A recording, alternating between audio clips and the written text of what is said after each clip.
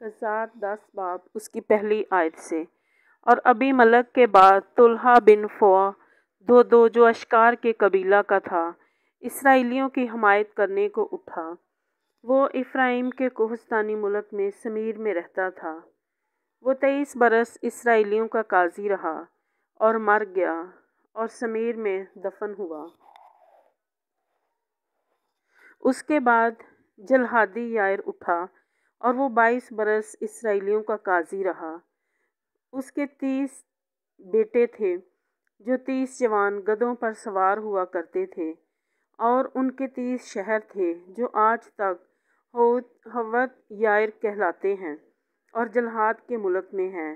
اور یائر مر گیا اور کامون میں دفن ہوا، اور بنی اسرائیل خداوند کے حضور پھر بدی کرنے اور بلیم اور استارات اور ارام کے دیوتاؤں اور سیدہ کے دیوتاؤں اور مواب کے دیوتاؤں اور بنی امون کے دیوتاؤں اور فلسطینیوں کے دیوتاؤں کی پرستش کرنے لگے، اور خداوند کو چھوڑ دیا اور اس کی پرستش نہ کی۔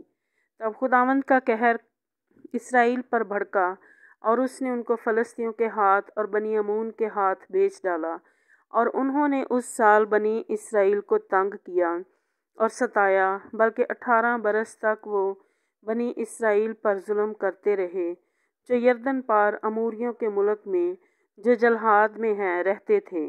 اور بنی امون یردن پار ہو کر یہودا اور بنیامین اور افرائیم کے خاندان سے لڑنے کو بھی آ جاتے تھے، پر اسرائیلی بہت تنگ آ گئے، اور بنی اسرائیل خداوند سے فریاد کر کے کہنے لگے کہ ہم نے تیرا گناہ کیا کہ اپنے خدا کو چھوڑا اور بلیم کی پرستش کی۔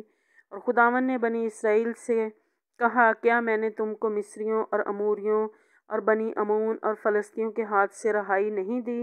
اور سیدیانیوں اور امالیکیوں اور موانیوں نے بھی تم کو ستایا، اور تم نے مجھ سے فریاد کی اور میں نے تم کو ان کے ہاتھ سے چھڑایا، تو بھی تم مجھے چھوڑ کر اور معبودوں کی پرستش کی۔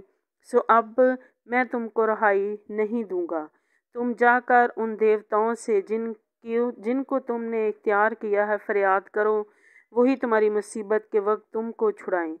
بنی اسرائیل نے خداوند سے کہا کہ ہم نے تو گناہ کیا، سو جو کچھ تیری نظر میں اچھا ہو ہم سے کر، پر آج ہم کو چھڑا ہی لے۔ اور وہ اجنبی معبودوں کو اپنے بیچ سے دور کر کے خداوند کی پرستش کرنے لگے۔ تب اس کا جی اسرائیل کی پریشانی سے غمگین ہوا۔ پھر بنی امون کٹھے ہو کر جلحاد میں خیمہ زن ہوئے، اور بنی اسرائیل بھی فراہم ہو کر مصفہ میں خیمہ زن ہوئے۔ تب جلحاد کے لوگ اور سردار ایک دوسرے سے کہنے لگے کہ وہ کون شخص ہے جو بنی امون سے لڑنا شروع کرے گا، وہی جلحاد کے سب باشندوں کا حاکم ہوگا۔ پاک کلام کے پڑھے اور سنے جانے پر خداوند کی برکت ہو، آمین۔